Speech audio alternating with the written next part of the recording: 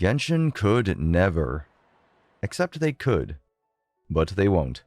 As someone who's never run a big or small business and has a surface level understanding of revenue projection, I thought it would be a great idea to set myself on fire by making everybody angry and bringing up the Star Rail vs Genshin Impact mess again. If I'm going to ruin my time on YouTube, it may as well be right off the bat. A company's primary goal is not to make entitled gimme goobers like you and I happy. Sucks to hear, I know. Their main concern is money, so naturally the decisions they make revolve around maximizing profits. MiHoYo pushes content, things like new regions, new characters, new story quests, new events, and we, as players, receive some amount of fun. Some of us receive this fun in exchange for nothing but our time, while others want to have fun faster, so we give MiHoYo money for Primogems. Obviously, MiHoYo isn't making money on free-to-play players, not directly at least, so how can they take advantage of people that are a little loose with their lucky money?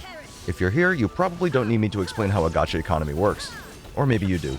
You log in every day to do dailies gives you some pitiful amount of pull currency, and you save for days, weeks, months, sometimes even years until your favorite waifu or husbando takes the stage. Then you dump everything you've accrued over however much time in literal minutes, desperately hoping those months of grueling work was worth the dopamine hit.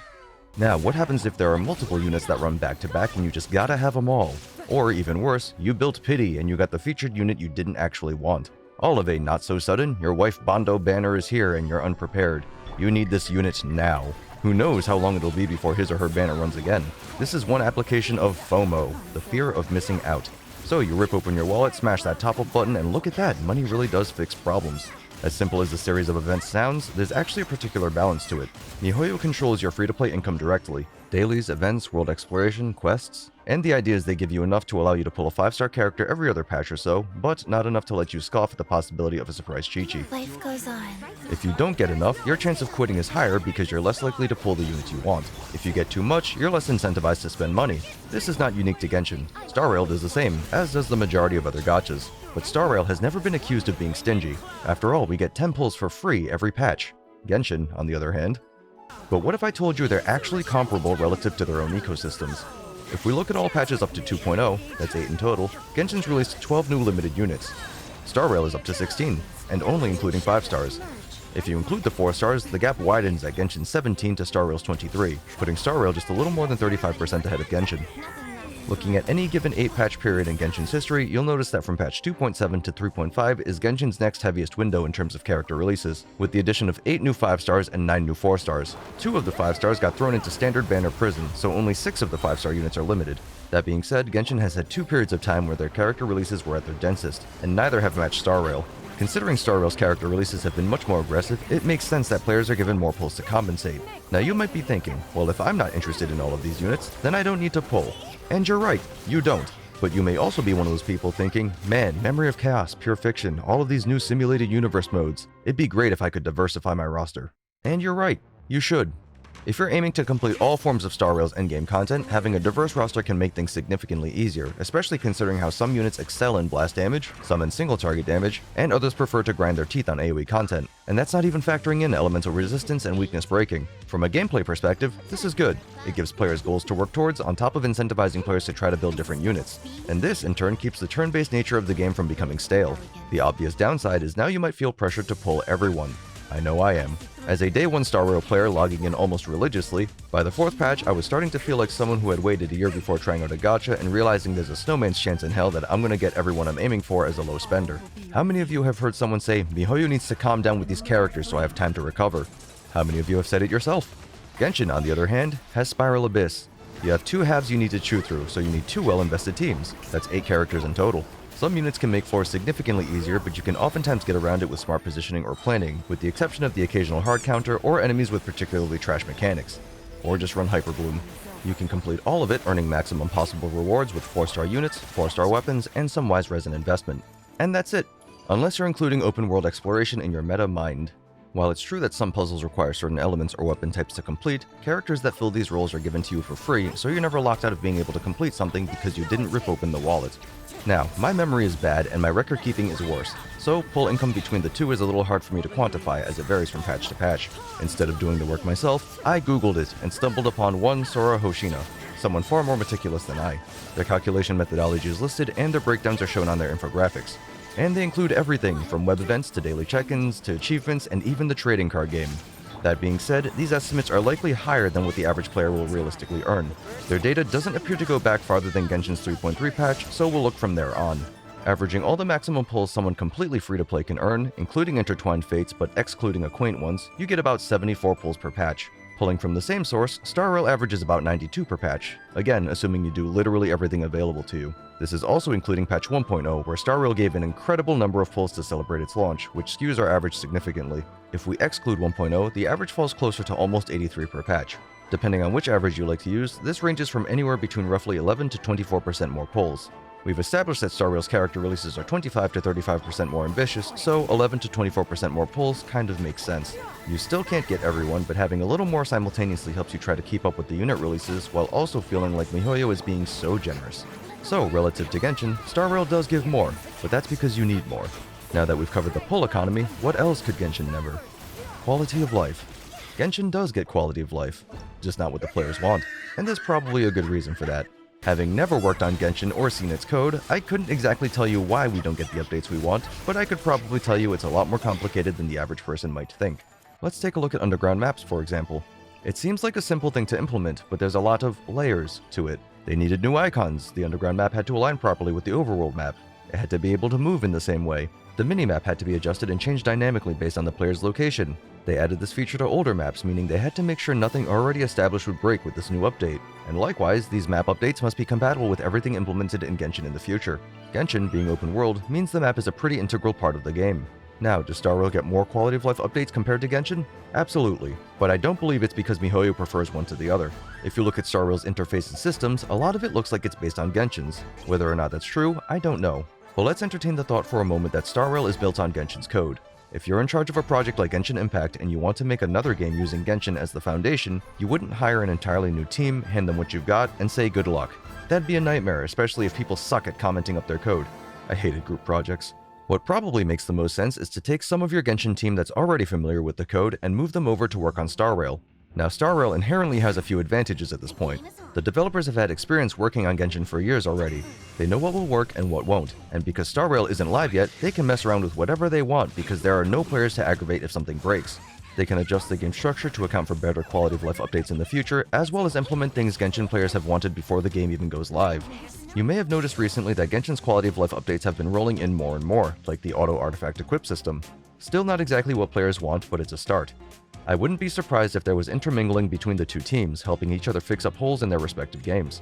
So, Genshin devs being moved to work on Star Rail helps to make Star Rail better, while Star Rail devs can come back later to exchange information, allowing both games to advance.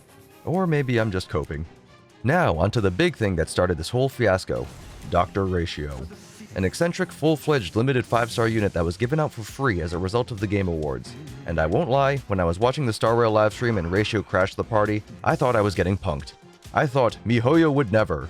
I thought wrong. But from a marketing perspective, it's a very smart choice for a number of reasons. Many people who may have never heard of Star Rail probably got wind of it from its mention at TGA.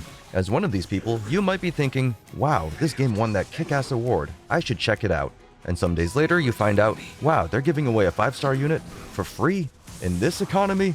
Now you download the game to check it out, and just like that, MiHoYo slid into your DMs. They've got their foot in the door, and the door is your wallet.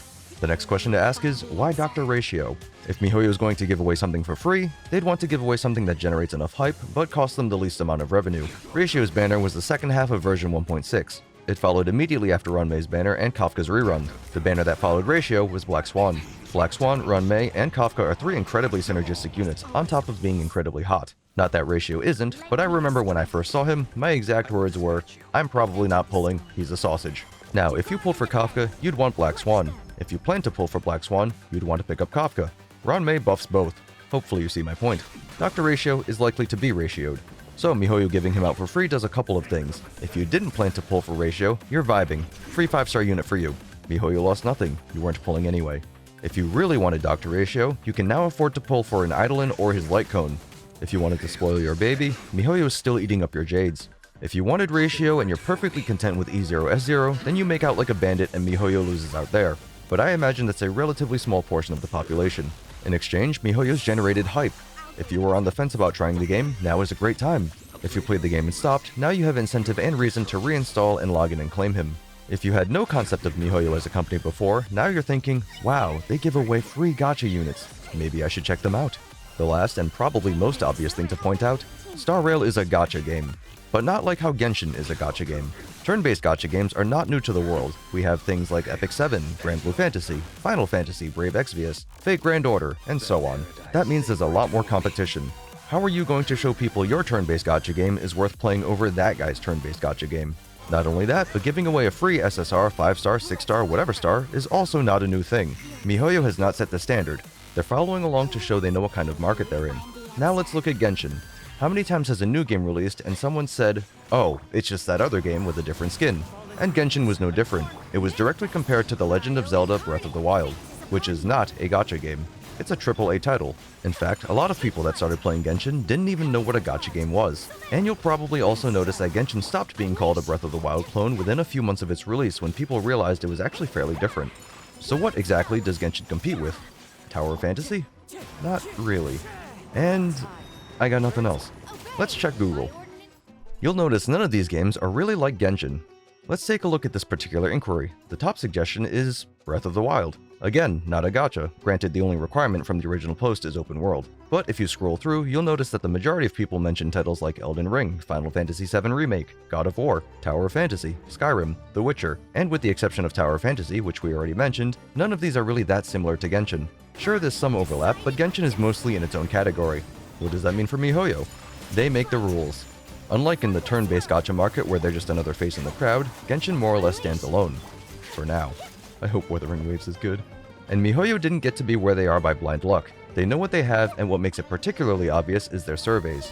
You may notice that Star Rail surveys might ask you what other games you play, and of the given options, they tend to include other turn-based gacha games like FGO and GBF. When you look at Genshin surveys, the earlier ones would ask the same, but the more recent surveys have started asking if you've played things like Dota 2, World of Warcraft, Grand Theft Auto 5. Some of these are a little odd as points of comparison like League of Legends or Dota, but others like Lost Ark, World of Warcraft, and Grand Theft Auto kind of make sense. When you want to know what someone thinks about a cool thing you made, you compare that thing to other similar things. Why is my cup better than his cup?